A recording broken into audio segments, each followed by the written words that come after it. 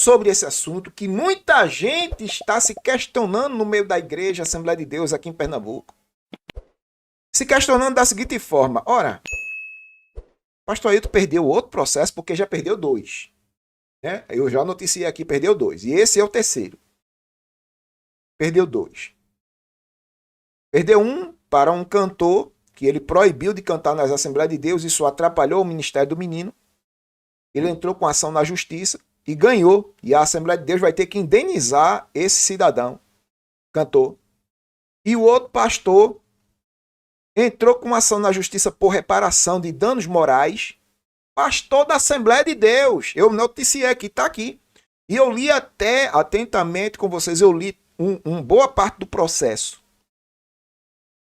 Esse pastor, que é da Assembleia de Deus, ele processou o pastor Ailton por calúnia, injúria e difamação, ganhou o processo e a Assembleia de Deus vai ter que reparar esse dano moral que chega a quase 50 mil reais.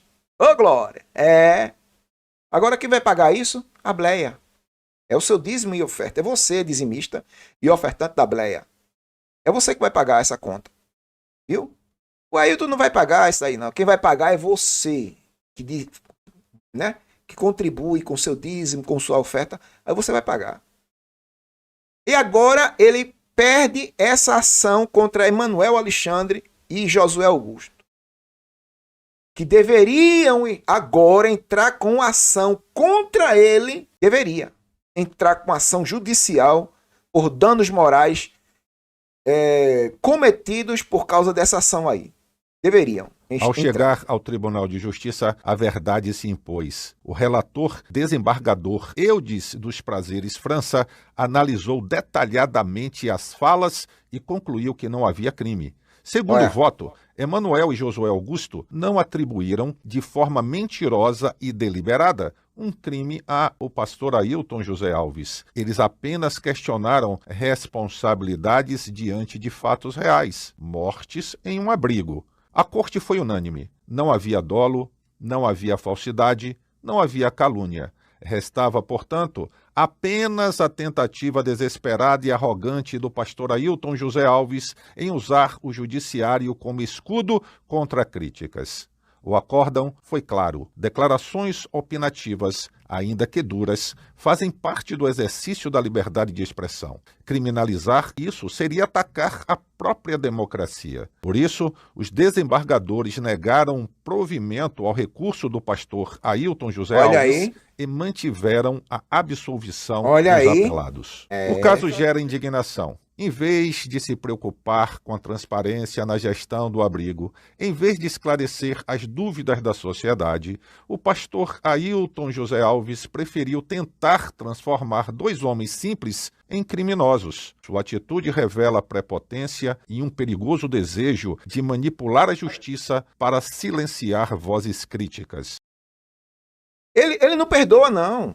Eu já botei um vídeo aqui, cadê? Eu vou botar o vídeo de novo. Vou botar o vídeo de novo. Cadê? Peraí. Eu vou botar aqui. Eu vou procurar. Ele não perdoa, não. Tá entendendo, filho?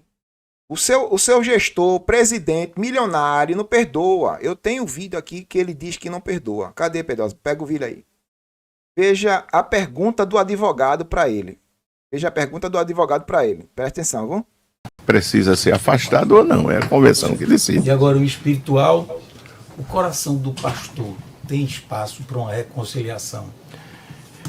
Pastor, doutor, já chamei seu pastor. No coração do pastor tem espaço para uma reconciliação? Eu acho que o próprio Deus tem um limite. Eu acho que o próprio Deus tem um limite. Ele está tão cego para processar as pessoas, os rapazes. Ele está com tanta sede de processar que ele fala uma baboseira dessa. Eu acho que até o próprio Deus tem limites. Deus agora tem limite. Vê, a sede de processar os outros é tão grande que ele nem percebeu a besteira, a baboseira que falou, colocando limites em Deus. Tá entendendo? Eu acho, ainda bem que ele disse assim, eu acho, né? É o achismo do Zeus Todo-Poderoso. Deus agora tem limite, Deus é limitado. Né? A ira de Deus limita as suas ações. A ira de Deus. Deus está subordinado à sua ira. Vê que frase. O senhor, eu estou notando que o senhor tem um pouco de conhecimento teológico. E eu quero lhe dizer uma coisa. Até Deus tem um limite, porque quando chega numa dimensão, Deus age com o juízo. Como se Deus... Até Deus tem um limite. Porque quando chega numa dimensão, e Deus não sabia que iria acontecer aquilo não. Deus foi pego de surpresa. Aí Deus está lá, e a turma está fazendo e acontecendo.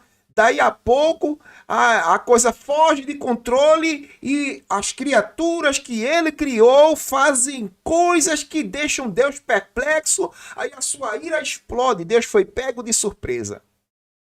Mas Deus não sabia disso não.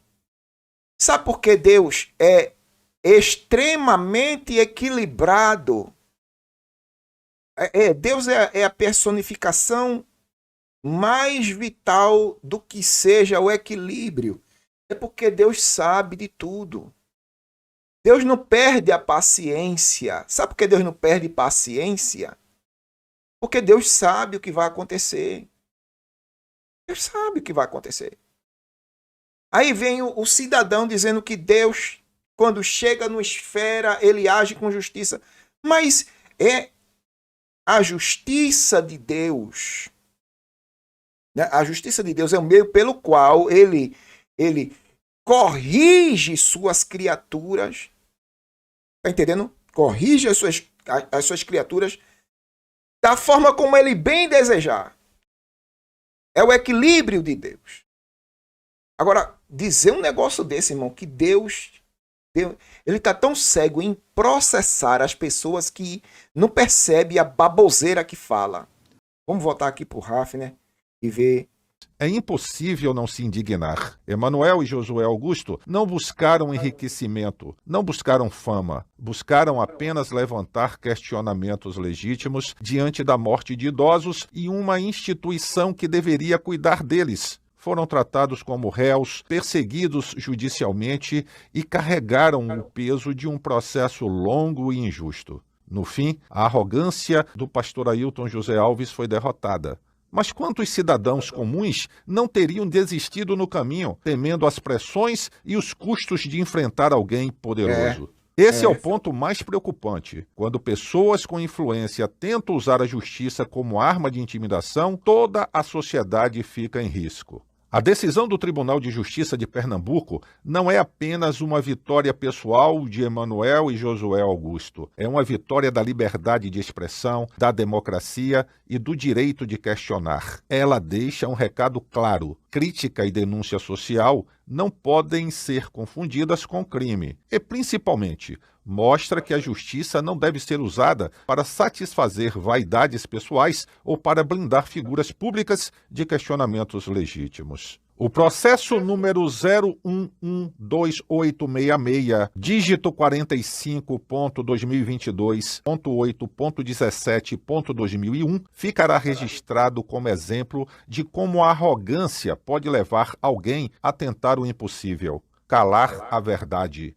Ailton José Alves tentou transformar 2 cidadãos em criminosos, mas acabou desmascarado pela justiça. A sociedade deve olhar para esse caso com atenção e indignação, porque, no fundo, não estavam em jogo apenas os nomes de Emanuel e Josué Augusto. Estava em jogo o direito de todos nós de perguntar, de denunciar, de não aceitar em silêncio quando vidas são colocadas em risco por negligência ou má gestão. E, no fim, a lição é clara. Quem tenta calar a verdade pela arrogância acaba derrotado pela justiça. Se não for derrotado pela justiça dos homens, com certeza será derrotado pela justiça divina. No caso do pastor Ailton José Alves, as 2 justiças, a dos homens e a de Deus, hão de prevalecer. Então, está aí. Mais uma vez, do alto da sua arrogância, o todo-poderoso gestor Ailton José Alves acabou derrotado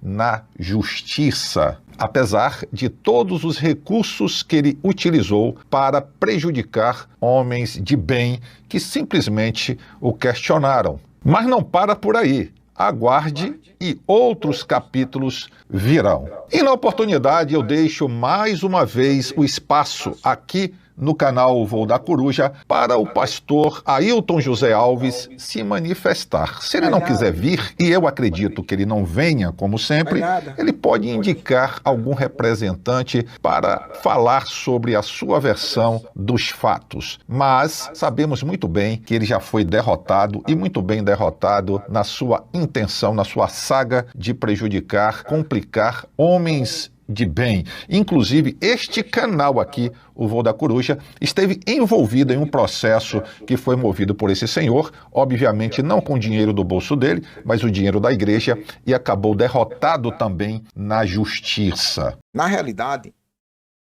a minha apologética aqui é sempre contra desvios de conduta e de finalidade desse povo.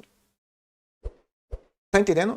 Que deixaram o pastoreio de lado e entraram num empreendimento familiar dentro da Assembleia de Deus. Vou repetir a você, lambibotas, alienado pentecostal assembleiano, presta atenção.